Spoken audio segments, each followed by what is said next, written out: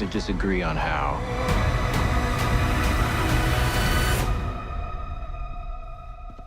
There you are, you little killer.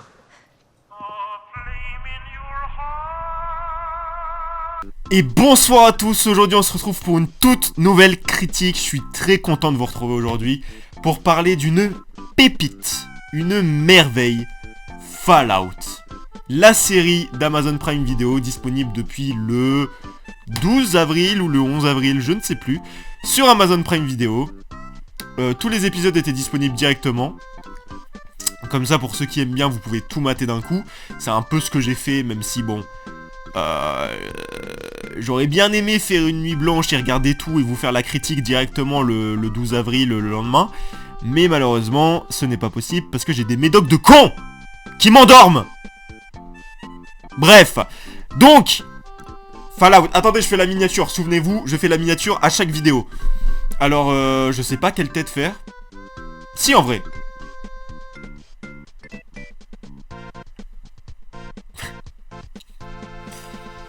Bref, du coup, Fallout va raconter l'histoire de plusieurs personnages. En vrai,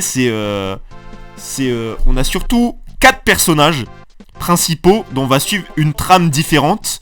Ils vont se rejoindre à certains moments, mais c'est surtout chacun sa petite trame et on va les suivre petit à petit. Ils vont se rejoindre à un certain moment et ils vont se croiser à la fin, etc. Enfin bref. Du coup, on va suivre l'histoire de Lucy qui habite donc dans un vault, on appelle ça, c'est un abri. Parce que oui, il y a eu une apocalypse, voilà, il y a eu une attaque nucléaire. Et du coup, c'est l'apocalypse. Et du coup, dehors, c'est la merde. Voilà, il y a plus de loi, c'est n'importe quoi, tu meurs facilement. Et en dessous, il y a les abris, où c'est les riches qui y sont. Parce que voilà. Voilà, donc il y a les abris, et du coup il y a des habitants là-bas qui s'appellent les abris s'appellent des volts. Et du coup on va suivre l'histoire de Lucy. Lucy, jouée par Ella Purnell, voilà, qui crève l'écran. Je ne l'avais... Alors si, parce qu'elle a joué dans Army of the Dead, il me semble, film que j'ai détesté, qui est vraiment nul à chier. Elle avait joué dans Miss Peregrine aussi, aucun souvenir. Et c'est tout. Kick-Ass 2, aucun souvenir. Maléfique, aucun souvenir. Donc, je l'ai un peu découverte, Ella Purnell, parce que je n'ai aucun souvenir de dans quoi elle a joué. Voilà. Ensuite, on a aussi... Non, je vais continuer l'histoire, parce que... Wow, on va se perdre, là. Et du coup, Lucy va perdre son papa, parce que les abris vont se faire attaquer par des pilleurs. Et ils vont kidnapper son père. Du coup, elle va sortir du Vault. Elle va aller dans le monde extérieur pour trouver son père, en fait. Pour retrouver son père des kidnappeurs.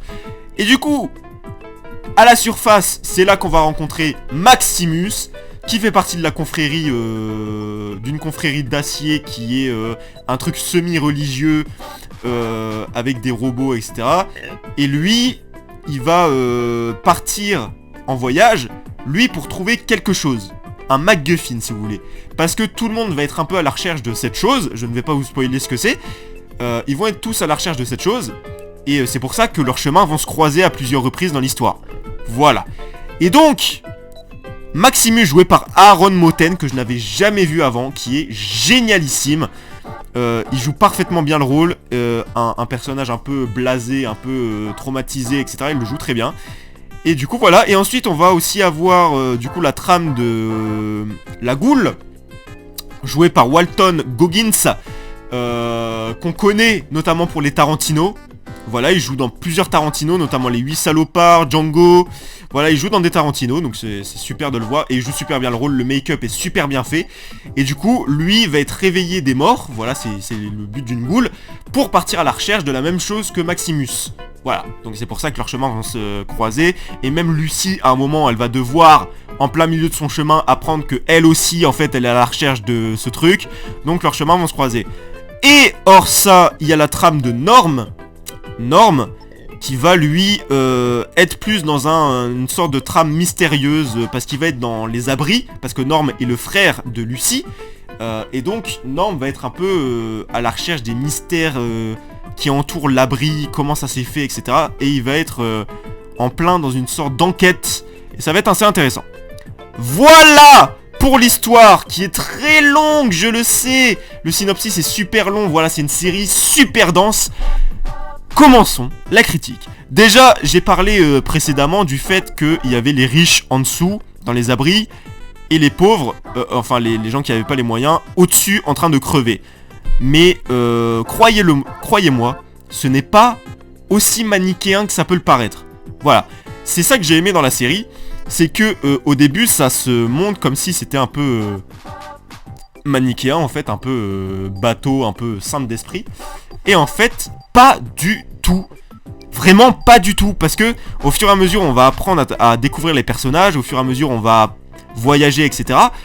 On va apprendre qu'en fait, il y a les gentils sont pas si gentils que ça, et les méchants sont pas si méchants que ça. Il n'y a pas vraiment de camp en fait.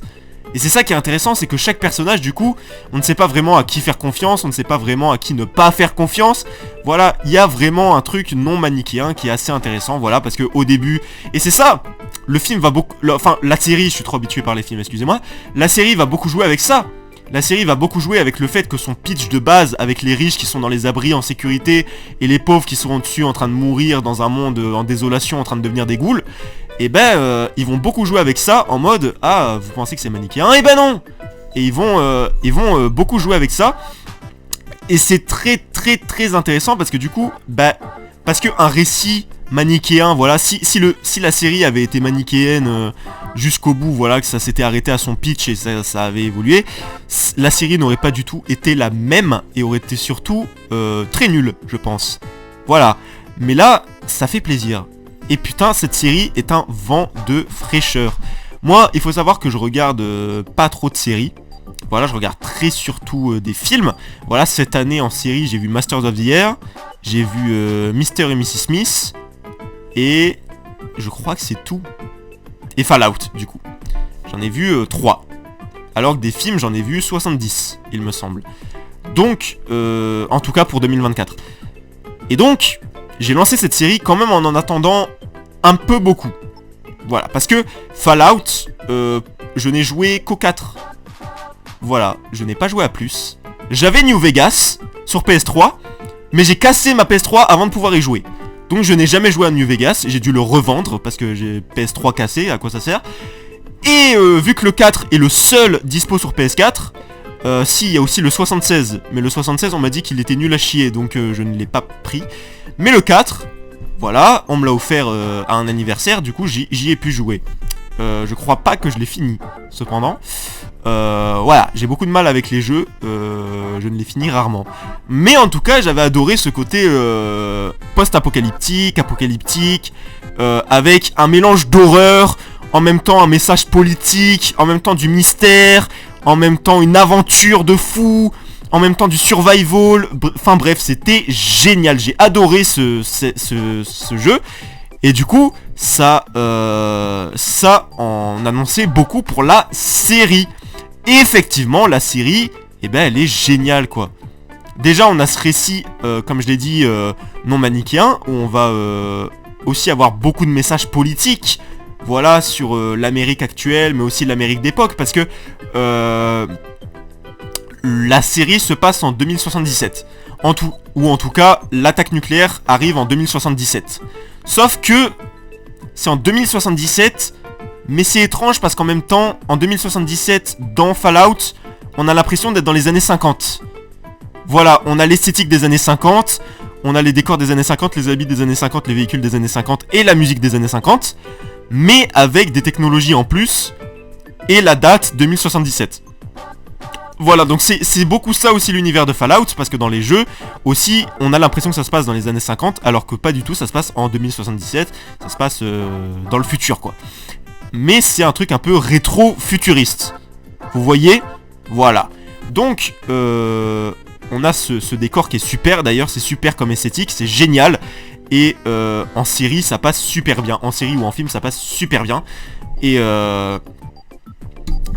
du coup, la série, on a des messages politiques et on a tout ce qu'on retrouvait dans les jeux. Voilà, on a des passages de survival, même si la série n'est pas entièrement là-dessus. On a beaucoup d'humour aussi. Parce que oui, Fallout, c'est très comique. Les jeux vidéo, je l'ai pas précisé avant, mais Fallout, c'est très comique. Du coup, on va avoir beaucoup de passages d'humour, du survival, un peu d'horreur, un peu de passages horrifiques, même si pas trop. On a surtout une grande scène un peu horrifique qui m'a fait penser à World War Z, mais en mode totalement n'importe quoi, c'était génial. Mais on n'a pas trop de passages horrifiques non plus. C'est surtout la fin de la saison qui nous laisse imaginer que la saison 2, parce que oui, une saison 2 a été annoncée, il y a même l'affiche, je vais l'afficher là, et une saison 2 a été annoncée, et à la fin, ça nous tease un peu plus de côté lugubre, un peu plus de côté sombre à la série. Et je suis totalement pour. Et du coup, dans cette série, on va retrouver un message politique, un message post-apocalyptique, un décor post-apocalyptique génial, de l'humour, du survival, un peu d'horreur, beaucoup d'humour.